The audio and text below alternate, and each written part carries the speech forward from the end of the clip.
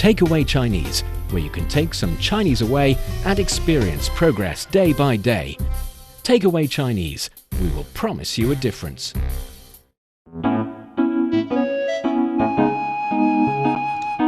你好，欢迎收听随行汉语 Welcome to Takeaway Chinese. I'm Niu Honglin with Steve Hatherley in the studio. Hello, Steve. Hey, how's it going today? It's been great. And doing Takeaway Chinese is always a highlight of my day, being able to talk about interesting culture points, language points, sharing knowledge. It's always fun. Yeah, I totally agree. And I'm looking forward to our chat today. It's going to be a lot of culture we discuss. Yes, because when we say cultures, we are definitely always very proud of our cultures. But in fact, no country is isolated unto itself entirely. I mean, from history, you gotta definitely blend a little bit with your neighbor countries. Sometimes, in certain occasions, your neighbor countries and yourself were just one country. But you know what I'm trying to say here. The interaction, the communication, the affecting each other, it's always there. Yeah, and speaking of cultural exchanges, I watched a video not so long ago that was talking about the deep connections between the languages, actually not just the languages, but the cultures too, of different Asian countries like China, Cambodia, Malaysia, Vietnam, and many words across these languages share similar pronunciations and meanings, particularly, and this is fun, those related to food and trade like tea and tofu and silk. And I think this is evidence of how these regions have been connected for a really long time, for centuries, and through culture and trade and so much more. I think that we've always been more connected than maybe even we may realize. It's like all these cultures have talked to each other at certain point, and then they decided to develop separately a little bit, and then they talk to each other a little more and, you know, pick on the points they like about each other, blend it in their own cultures, and then develop a little bit. So the intertwined way of development has made the culture here in Asia very diversified, yet you can also find the similarities in different and fun ways. Yeah, I think it's easy to find differences if you're really looking hard. Sure. But if you're looking for similarities, it's easy to find those too. But what's interesting to me, and this is a global thing, I think, people always want to know what's different, right? They don't ask. Nobody ever asks, What's the same? What's the same? What do people do? And I kind of think that sometimes we forget that when we're asking about different cultures, different countries' cultures, well, those countries are inhabited by human beings, right? So it couldn't be that different. It's not gonna be that different, yes, right? But the number one question people always ask, what's different? What's different? What's different? After moving to China, I've experienced that question a lot. And my answer is, of course, you can find little differences, but let's talk about the similarities. I'm always trying to promote the similarities because I feel like when we promote similarities, that helps to break down cultural barriers. Definitely. And in today's episode, we're actually going to discover the fun similarities, maybe some discrepancies, some differences among different cultures here in Asia. And it's going to be a feast of diversified cultures. Awesome. For those of you who are interested in Chinese culture, and in today's case, Asian culture, and you want to get a grip on the Chinese language, then this is the show for you. Stick with us for 30 minutes and you soon see the rewards. And for more fun Chinese learning, follow our Facebook page, Learn Chinese, to watch many fun videos and live streams. But now, let's provide you with some free Chinese for takeaway.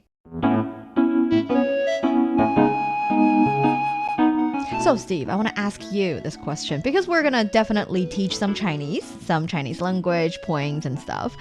I wonder, what do you think is something that is commonly shared by Asian countries? Because you've been living in and visited more than one Asian countries. I would say one of the similarities that I noticed is that there's a respect for elders. Sure. Which I think comes from Confucianism, right? That's one of the biggest similarities that I can compare to Korea and China. Respect for elders is really important. And that shows itself, it manifests itself in the way that people speak to each other. For example, in Korean, there are different ways that you can talk to somebody. Panmal, which is a casual way, or chondaemal, which is a respectful way. Friends will speak the casual way with each other, right? But the words change. The word endings change when you're speaking to an older person. And then when you're speaking to a much, much, much, much, much older person, then you use a different way of speaking, which is the honorifics way. So that respect for elders things exists in Korea, and it exists here in China too. Yes, but it exists in China in a different way. Instead of having specific words that you can only use for the people that you should be respecting, meaning that they're older than you or they're in a higher position than you, and then speak to people, your peers, using a different sets, of different groups of languages, different groups of words, and then people who are socially below you in a different one. What Chinese people do is, to start with, we commonly respect strangers, no matter if they're younger or older than you, to start with, and also, of course, age-wise, social status-wise, the respectfulness is expressed in the actual words. Mm-hmm. So there are respectful ways of saying things, and it's not mandatory. It's more like I get to choose who I really respecting, if you know what I'm saying here. Okay, yeah. Mm-hmm. For instance, we use the word 您 a lot, mm-hmm. which is the respectful form of 你, you. Ah, see, okay, so there's a similarity there. Mm-hmm. Can you give me that one more time? 您. 您. 您好. 您好 instead of 你好. Exactly. And also 您先请. So you first. Okay. Uh-huh. And 先 means first, and 请 is another respectful way of saying things, or a respectful word. Using this word generally means that you are being respectful already, which, in my opinion, is much easier. Instead of learning all these different ways of saying things just because you need to be talking to your peer or talking to your elders in different languages, you just use the respectful words. This is a good one. If you're in an elevator with a grandma or somebody much older, then it would be way better to say 您先请. 您先请, for sure. And 您先请, 请 in the sentence 您先请, is actually quite useful because in English, of course, you can add please in a lot of sentences and scenarios, but it's not always needed. It's more like... Yeah, and the elevator example applies to what you're talking about, because if you want to be really polite in an elevator and let someone else go first, we wouldn't say please. Well, you could say please just on its own, but you could also simply say after you. And that would be very polite as well. Yes, exactly. Yeah. Besides the elevator situation, if you want someone to hand you over something, you can say, please give me that. 请递给我. So 递给我 is hand it over. And you can basically add 请 in front of all of these kind of sentences. 请慢用. So 吃 is to eat something, and 慢用 is enjoy your food, but not slowly. It's like take your time, enjoy your food. So 请慢用, please enjoy your food. Take your time. 请慢用. 请慢用. 请慢用. Or you can say 请稍等. 稍等 is wait for a while. 请稍等, please wait for a while. 请稍等. So please wait for a while. So please is very commonly used. And yes, these kind of respectful way of saying things is definitely much common here in Asia. Yeah. In all these different countries, our neighboring countries, including Vietnam, Malaysia, Cambodia, South Korea, Japan, all these countries. Yeah, in English, it's a little bit different, isn't it? Because I've found that sometimes in Asia, people might think in Western cultures, we don't respect our elders. In fact, of course, we respect our elders. It's just shown perhaps in a different way sometimes, whereas it's shown through the structure of words in Asian languages sometimes too. Yes. And one funny thing is, in Asian cultures, if you're being respectful to an elderly, even if they're not your family relative, you can call them using the term that families are using. Yeah. That's different in Western languages. Yeah. For example, if there's an elderly lady, you can call her grandma or grandmother. But in English, you would not. You would not do that. You wouldn't say grandma. In fact, grandma is often used as an insult to a stranger, and it implies probably that their thinking is old or they're moving slowly or something along those lines. Quite the contrary here in Asia. In many Asian countries, addressing elders by their name is considered a little bit rude or defense. Yes, that too. However, we should note that if you're going to use the term grandma, let's see if this is true in China as well. How do you say grandmother in Chinese? In Chinese, grandmother is 奶奶. 奶奶. So if you want to use that word when talking to a stranger, make sure that person is of the age. If you use that word to someone in their 40s. No, never. Well, that's my point. Yeah. That's my point, because that's an easy way to offend someone.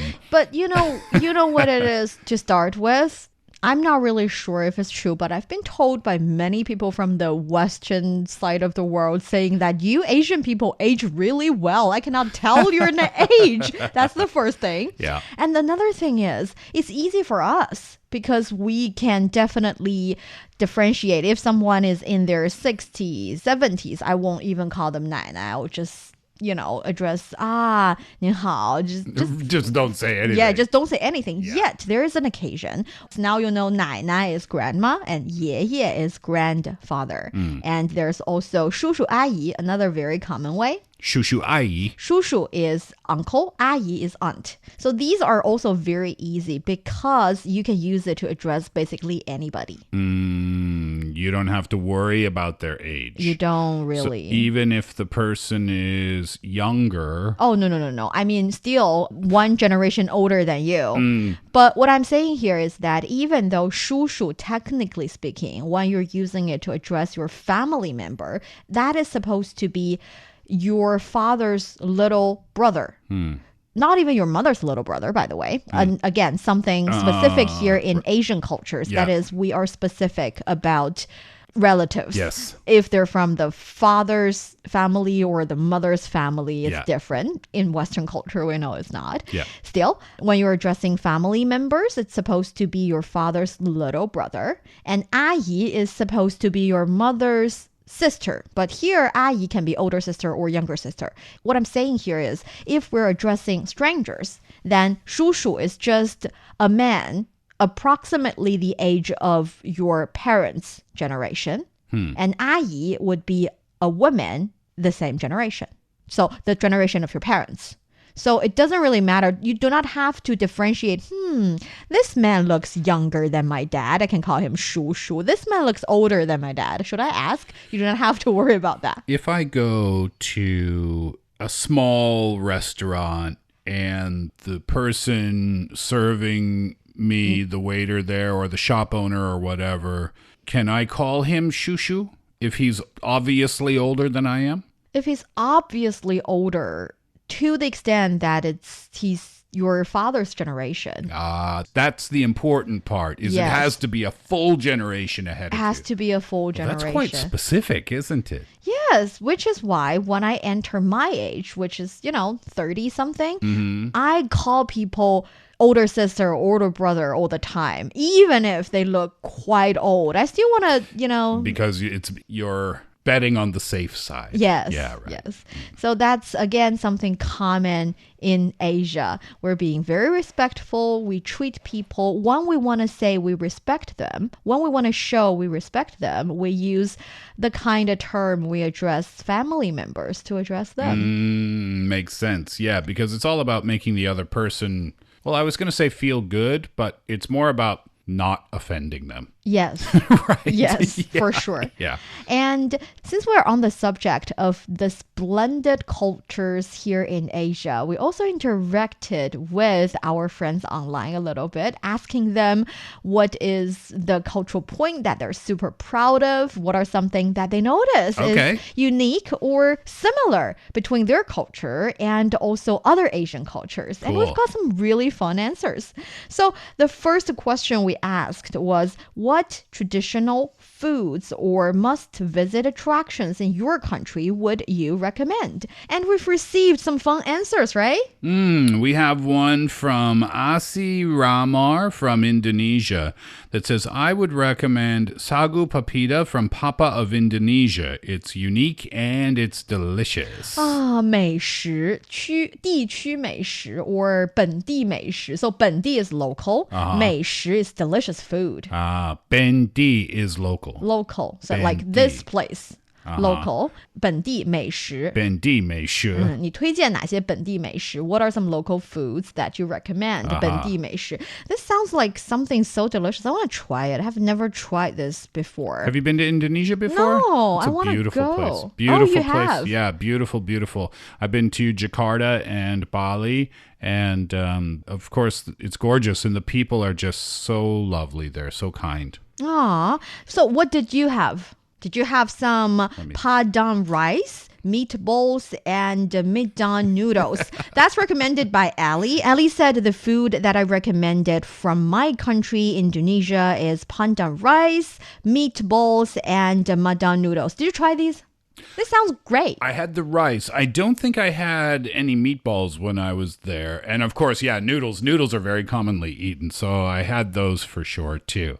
The food in Indonesia is really, really good. I mean, you could just go to Indonesia and just eat the whole time you were there and have a great time, no doubt about it. We have another message from Indonesia, from Asima Siahan. It says, in Indonesia, there are many traditional foods, gudeg, pempek, ketoprak, and there are many interesting places in my country. Please come to my country. Of course, we're all so super proud of our cultures and our country. That's so nice. We had 3 messages so far from Indonesia. I think we have a couple of more to share. Well, let's share them first before I say anything. Here's another one from Rofinus. Yep. On the same theme, I recommend middan noodles. And Anita Sari says, the most delicious food recommendation in Indonesia, beef rib soup, meatballs, and also rendang. Food,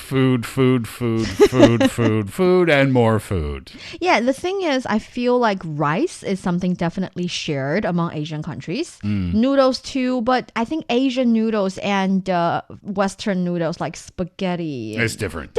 Yeah. Totally different. Yeah, totally different, I think. The noodles that are commonly eaten here in many parts of Asia are very, very different from spaghetti. Yes, and also rice. Here we see Mitali Deb from India saying rice and fish curry. For sure, curry is really good. I like curry. Yum. Oh, by the way, curry in Chinese would be gali. Gali.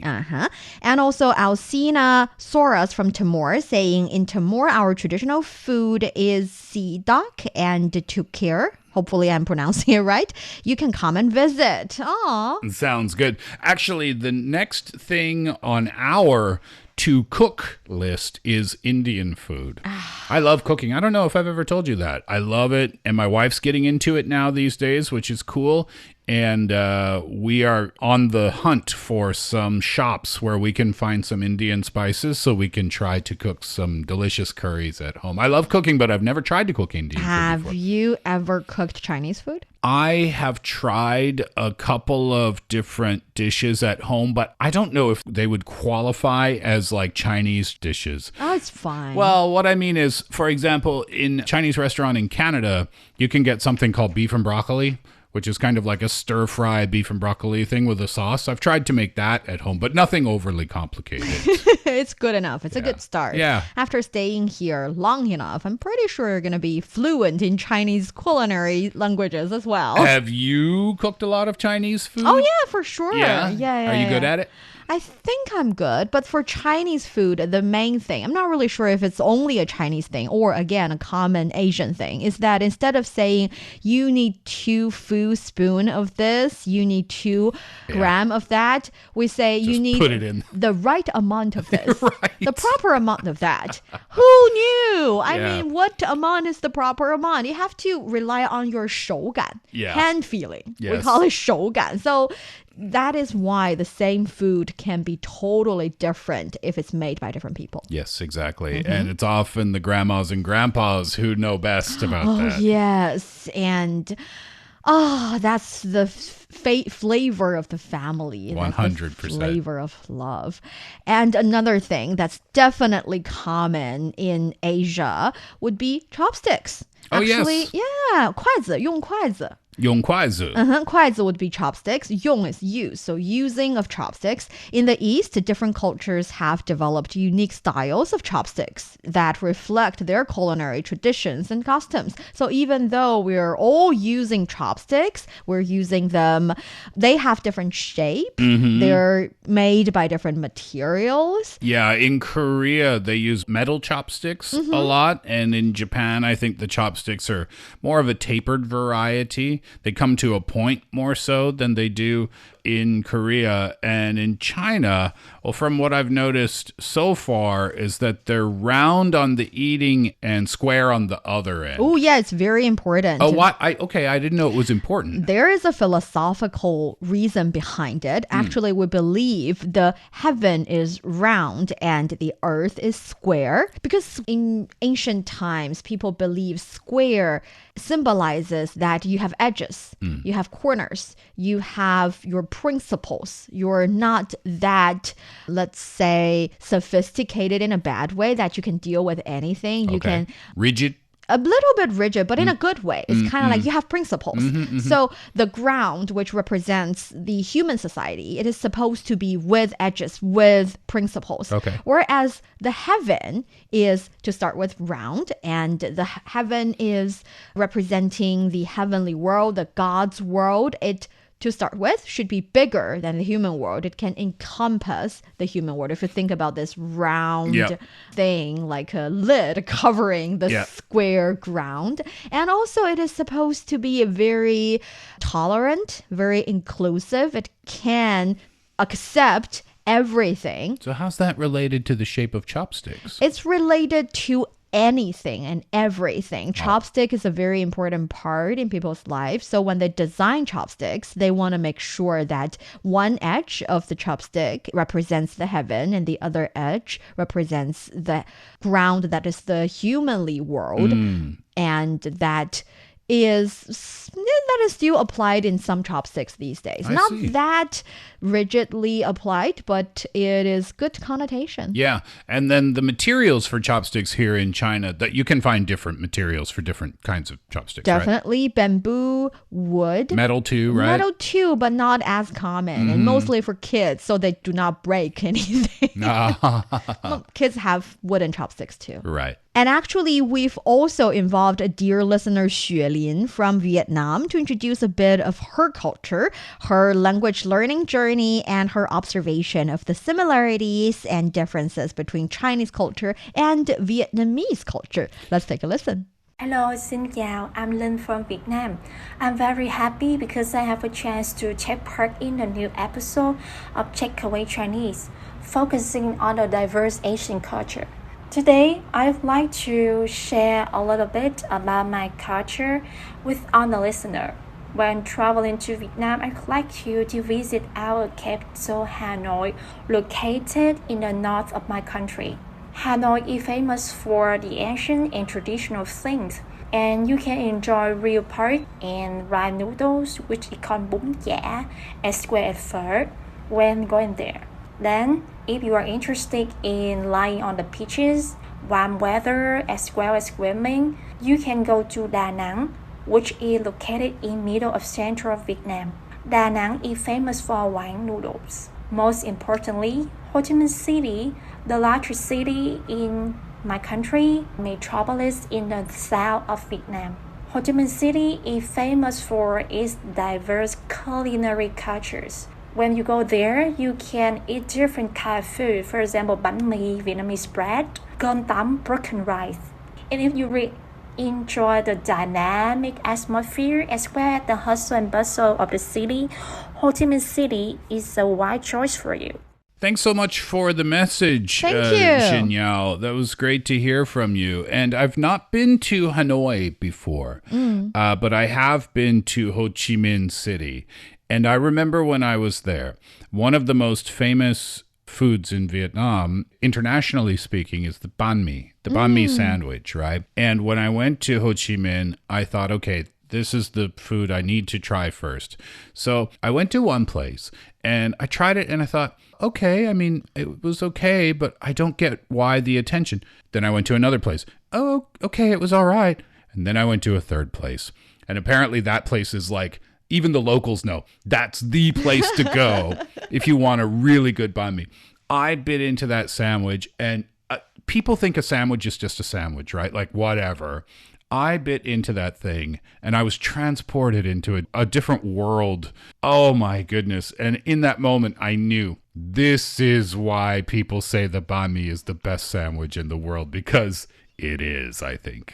I think that is the kind of mark, something truly amazing, something that can be appreciated by people all around the world, can live in your heart. Yeah, exactly. Yeah, Ho Chi Minh City is a really cool place. And again, really, really, really kind and lovely people. Yes, I didn't think that we can only cover cuisine in this episode. I guess we need to talk about some other cultural parts, the cultural... Well, you and I love food so much. We do. Yeah. But I think that's good because even time is up for this episode. We can anticipate another episode talking about, for example, language-wise also, and the festives, the kind of traditions we also share. Sure, lots to talk about there. Yes, about the splendid and fun Asian cultures.